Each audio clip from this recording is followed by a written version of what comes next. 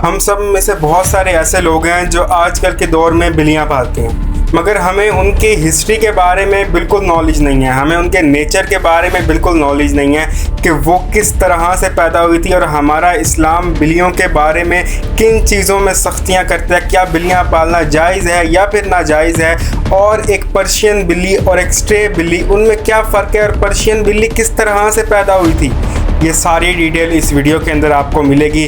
So hello, कैसे हैं सब लोग। माय नेम इज़ ज़ियान इकबाल और चलते हैं, बढ़ते हैं अपनी वीडियो की तरफ। बिल्लियाँ इस दुनिया के अंदर कोई बहुत कम पुरानी नहीं है। वैसे तो मिलियंस ऑफ ईयर्स पहले भी बिल्लियाँ इस दुनिया में रहा करती थीं। अराउंड 9000 ईयर्स पहले, यानी कि 15 सेंचुरी से लेकर 17 सेंचुरी के दौरान बिल्लियों को पहली बार देखा गया और उनको डिस्कवर किया गया। सबसे पहले बिल्लियों को घर में रखने का रिवाज जो था वो इजिप्शियंस के ज़रिए शुरू हुआ था। उनका ये मानना था कि जो बिल्लियां हैं वो खुदा की दोस्त हैं और खुदा के साथ रहती हैं। बिल्लियों का ख्वाब में आना, उनकी ताबीर करना उनकी खेती बाड़ी के लिए अच्छा साबित हुआ करता था। इसलिए जब वो बिल्लियां मर जाया करती तो वो अपने सर के बाल तक मुंडवा देते, और ये सिलसिला तब तक चलता रहता जब तक वो कोई नई पालतू बिल्ली अपने घर के अंदर नहीं लेकर आते। हाल ही में पिछले कुछ सालों के अंदर मोर देन 70 स्टैचूज और बिल्लियों की ममीज मिली हैं इजिप्ट के अंदर, जो इस साइन को शो करती हैं कि उस ज़माने के अंदर इजिप्ट इस बिल्लियों को कितना ज़्यादा माना करते थे। 1500 BC के स्टार्ट में सिर्फ दो टाइप की ही मेजर कैट हुआ करती थी, एक लोकल कैट और दूसरी वाइल्ड कैट जिसको फेलस के नाम से भी जाना जाता है। इन दोनों कैट्स की मीटिंग पे जो इनका बच्चा पैदा हुआ था वो इतना ख़तरनाक था कि इजिप्शियंस लोग अब उसको खुदा का दोस्त नहीं बल्कि खुदा ही मानने लग गए थे। उनके शक्लों की वो मूर्तियां बनाते, उसकी पूजा करते, उसको घर के अंदर रखते और उसको एक अच्छे साइन की तरह शो किया करते थे। और इसी तरीके से आहिस्ता आहिस्ता एवोल्यूशन के चलते उन वाइल्ड कैट ने अपने अंदर एवोल्यूशन की। एवोल्यूशन क्या होती है मैंने अपनी लास्ट किसी वीडियो के अंदर बता के रखा है, डिस्क्रिप्शन में आपको लिंक मिल जाएगी। मैंने कंप्लीट डिटेल में बताया that what is evolution. Okay, so ये थी हमारी लोकल कैट जो हम अपनी नॉर्मल लाइफ के अंदर देखते हैं। अब एक बहुत बड़ा 90% लोगों का ये सवाल है कि पर्शियन कैट कहाँ से आई, पर्शियन कैट किस तरह से वजूद में आई। बहुत सारे लोगों की ये गलत फहमी है कि पर्शियन कैट ह्यूमंस की वजह से वजूद में आई। ह्यूमंस ने 2 डिफरेंट स्पीशीज़ को मीट करवाया और उसके रिजल्ट में पर्शियन कैट वजूद में आई, बट ऐसा कुछ भी नहीं है। अराउंड 15 to 17 सेंचुरी के दौरान एक ऐसी बिल्ली डिस्कवर की गई जिसके लंबे बाल थे। वो बिल्ली कोई पर्शियन कैट नहीं थी, जस्ट उसके सिर्फ लंबे बाल थे। इन बिल्लियों के लंबे बाल क्यों हैं? बिकॉज उनके नेचर ने उनको एवोल्यूशन के लिए मजबूर कर दिया, उनको मजबूर कर दिया इस बात के लिए कि तुम्हारे लंबे बाल होना ज़रूरी है। नेचर ने उसकी बॉडी को फोर्स किया कि तुम्हारे लंबे बाल होंगे तो तुम इस कोल्ड एरिया के अंदर सर्वाइव कर सकोगे। यूजुअली ये इटली के अंदर और ज़्यादातर टर्की के ठंडे इलाकों के अंदर ये पाई जाती थी। वहाँ के लोग इसको पर्शिया ले गए थे, इटली ले गए थे और अपने जो उनके मुल्क थे वहाँ पर ले गए थे। एंड दैट्स वाई वो चूँकि पर्शिया लेकर गए थे उनको पर्शियन कैट कहा जाता है। वो जो लंबे बालों वाली बिल्ली थी वो कोई पर्शियन कैट नहीं थी जो आजकल के दौर में हम घरों में पालते हैं।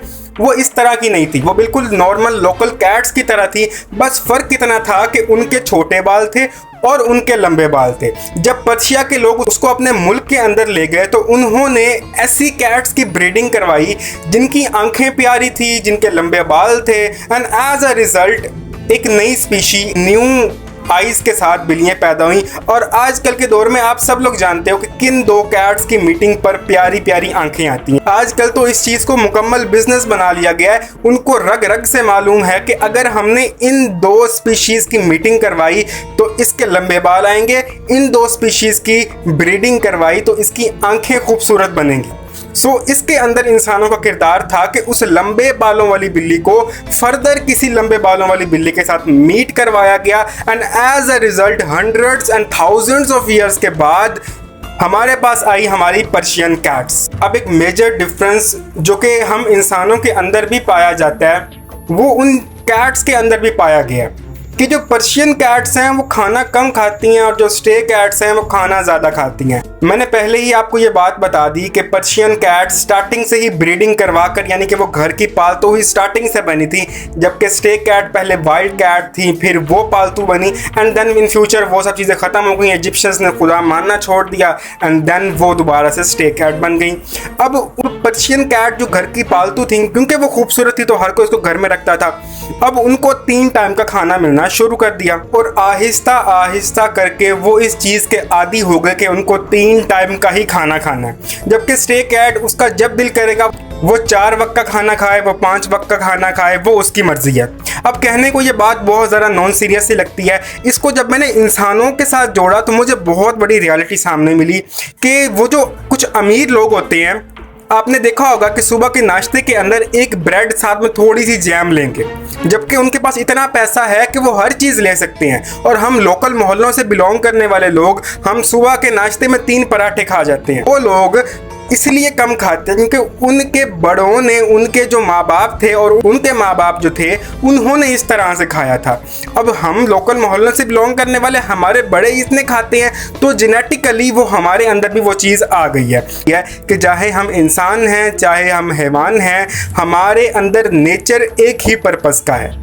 हमें जिस चीज़ में ढालने की कोशिश करोगे हम उसी चीज़ में ढल जाएंगे। हमारा इस्लाम बिल्लियों के बारे में क्या कहता है? बिल्लियों को हज़रत आदम अलैहिस्सलाम के पैदाइश के फ़ौरन बाद पैदा किया गया था एंड अराउंड 1400 ईयर्स पहले हुजूर पाक सल्लल्लाहु अलैहि वसल्लम के वाक़यात से हमें ये बात मालूम हुई कि बिल्ली का जूठा किया हुआ पानी हम उससे वज़ू कर सकते हैं, यानी कि बिल्ली पाक है।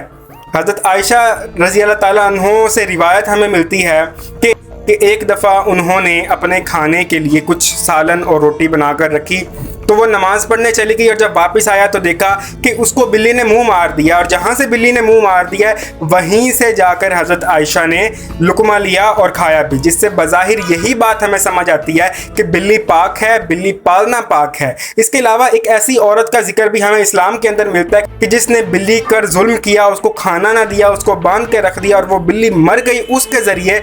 और कहा जाता है, बल्कि कुरान में आया है, हदीस में आया है कि वो औरत जहन्नुम में जाएगी। इसलिए किसी भी बेजुबान जानवर पर जुल्म करने से पहले अपनी आखिरत का भी ख्याल रख लिया करें। So that's all for the video. मेरी वीडियो पसंद आई होगी, अपना ढेर सारा ख्याल रखिएगा। अल्लाह निगहबान, अल्लाह हाफिज़।